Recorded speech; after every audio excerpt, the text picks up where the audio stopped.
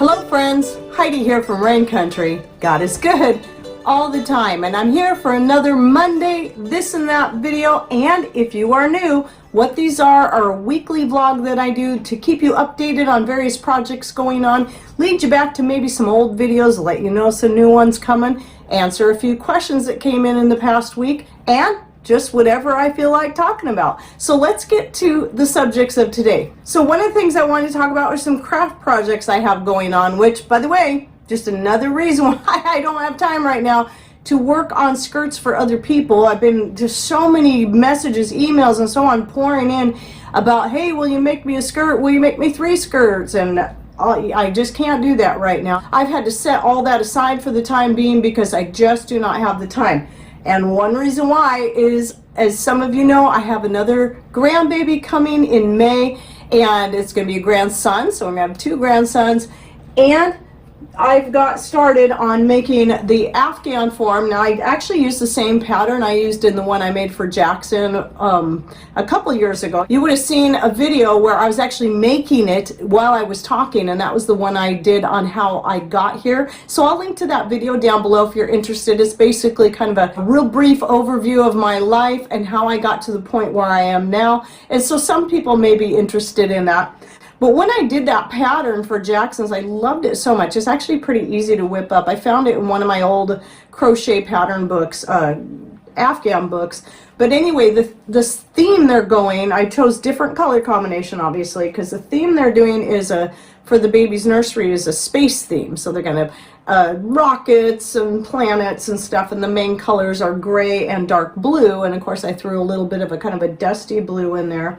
So anyway, I just really like this. I'm going to put some close-up photos of it. I like this pattern a lot because not only is it pretty quick and easy to whip up, but it has a real nice texture on both sides. This side has a texture that's just a little bit different than the other side. And the thing I like about the other side is these little dots right here. I think I like this side a little better because of that. But either way, it's pretty cool. And then the end, on each end, it'll have a fringe like this.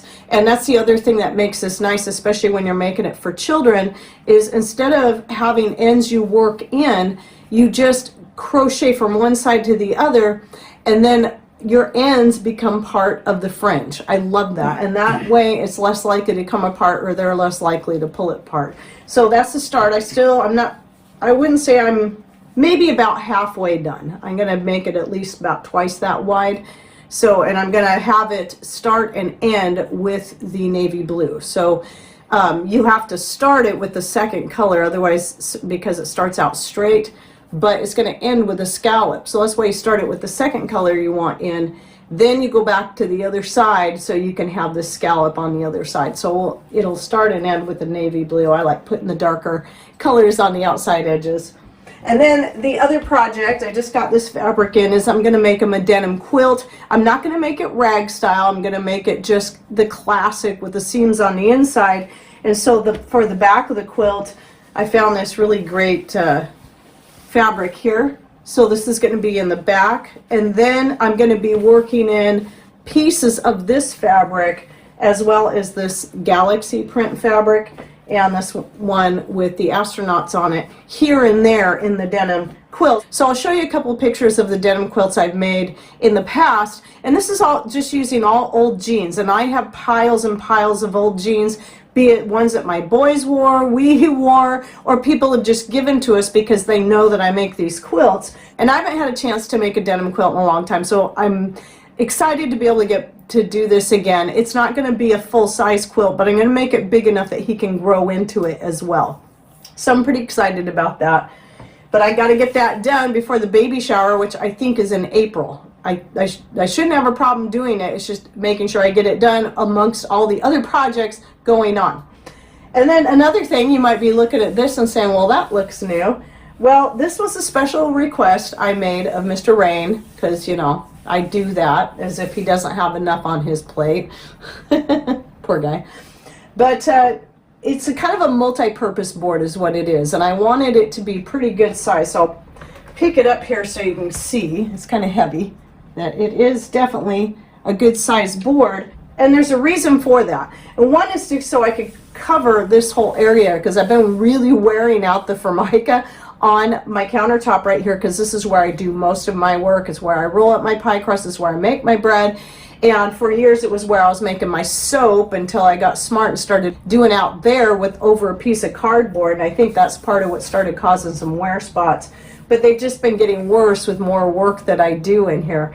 So anyway, I thought, well, why not have something that looks nice that I can lay down here, that I can do a lot of work on. I can roll out my pie crust, I can roll out my bread, and would make a good noodle board and just look nice, add a little more color. And once Patrick finishes these cabinets up here, well, these aren't started, but I mean, he started them out there. These are the old ones from 1965, and they're all wore out, and they're going to be coming out eventually. Patrick's making those new upper cabinets, and we've got some videos coming out on those, by the way. I got the first one uploaded, ready to publish in a couple of weeks, but it's going to be a series of videos. So the first one, part one, is going to be out there, and the bottom cabinets have been done for years. Here's a couple of pictures so you can see what they look like, and you can see that they this cutting board, just with the different colors in it, matches the cedar fronts on the cabinets that he made for me really well. So I think this is all going to tie everything together real nicely. And now a couple other things. So a lot of you know I've been making skin cream for years, been making it for myself, and then I started selling it on my Etsy store. And I started out with one certain blend where it was the frankincense, grapefruit, and ylang ylang with a little bit of vanilla, just to add a little more nice smell to it. Then I started coming up with some other ones, like the rose geranium vanilla, then later came the lavender. Now, because out of special request, I started carrying one that doesn't have any added essential oils in it. So I'm calling it unscented, even though it's still going to have its own natural scent, because of the beeswax, kind of has a smell like honey, the coconut oil, and the shea butter, and then of course the infused oil that's all herb infused, herbs from my own garden.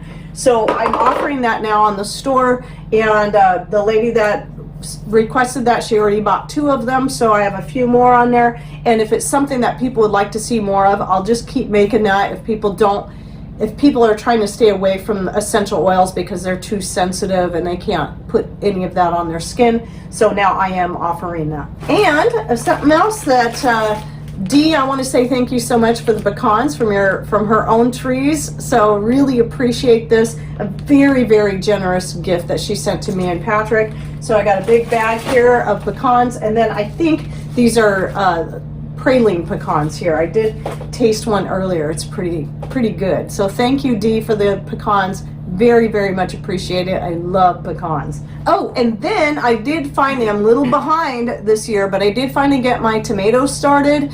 There's nothing to see yet because I just got them started a few days ago, and my Chinese 5-color peppers.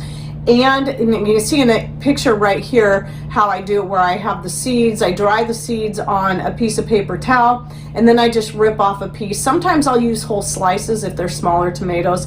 I used to do that all the time, but now usually what I do is I use the tomato, and the seeds that come out when I'm cutting up the tomato, I'll put those on a paper towel and then let them dry naturally. And I find that works best for me. That works better for me than fermenting the seeds like a lot of people do. I've tried it, and I found this method works better. So I just rip off a little piece with a bunch of seeds on it and put it in the different trays and go from there, and it's always worked really good. But you'll be seeing some updates on those down the road as they start to grow, and I'll be talking about them more in my future this and that videos. And then I've got more seeds I'm going to be starting, like the eggplant, and let's see, some different herbs that I'm trying that I've mentioned in other videos. And then next I want to answer a couple of questions that I didn't think about in a couple of more recent videos, and one was the one on the skirt and how I wear the skirt. And one of the ways that I do wear the skirts when I'm out working in the garden in the chicken coop that I forgot to mention, though a lot of times I'll throw the skirt over my arm if it's just for a quick going out there, getting the rainwater and then bringing it back in, things like that. But if I'm out there working, such as stirring up the bedding in the chicken coop, working in the garden directly, pulling weeds, typically what I'll do is I'll take, just to keep it more out of my way, is I'll grab the front left corner. It could be either corner. If you're kind of liking this style and thinking, how do I make it work, is the only reason I'm bringing that up. So you can see the skirt's very full, and I take that and then I just wrap it over and tuck it in kind of on the opposite hip into the waistband, or even all the way around behind me. And then what it happens is it looks like I'm wearing a wrap skirt and I'm still fully covered, but now I've got a little more space in the front. I don't have to worry about stepping on the skirt, tripping on it, getting caught on stuff, and that works really well. And then when I come back to the house, I just pull that out. It's the quickest, easiest way to do that. It's also the most comfortable. So again, I just grab it, wrap, tuck into the waistband, back in here somewhere. And then the other thing I wanted to mention when I was talking in last week's This and That video about my son and his job, I forgot to tell people because I got so fired up about the topic, is that yes, he did get a job. He got a better one as far as we're concerned, and he's working for the city now, and he likes his job. And in fact, the very same week that Ryan started the city job, my youngest son also had just got a new job. He's been working at the local grocery store for 10 years. And he got offered a pretty good position with lots of benefits, and he loves his job, and he no longer has to work on night crew. And so now he'll have benefits that he didn't have at his other job, which is great, especially with their first baby on the way. So it's been a real blessing. Everything has worked out despite how scary things can seem sometimes. When we choose to make a stand for what we believe is right, remember, even if your stance is different, whenever someone makes a stance, whether it be some kind of peaceful protest or whatever, even if that protest stands against what you believe in, remember that those people, when they're doing that, they're protecting everybody's right to free speech, everybody's right to voice an opinion. So we should always be grateful, even if we don't agree with it. It's when the protests get out of hand and people start tearing stuff up and destroying people's personal property that then it's wrong. And I don't care who it is, and I don't care what their point is. If they're calling people cruel names and they're destroying property, it's just not right. I mean, that's not how it's ever supposed to have been done. But we've always had a right to peaceful protest. No matter what our viewpoints, we should be grateful for those that are willing to make some kind of stand, because you have to look at it this way.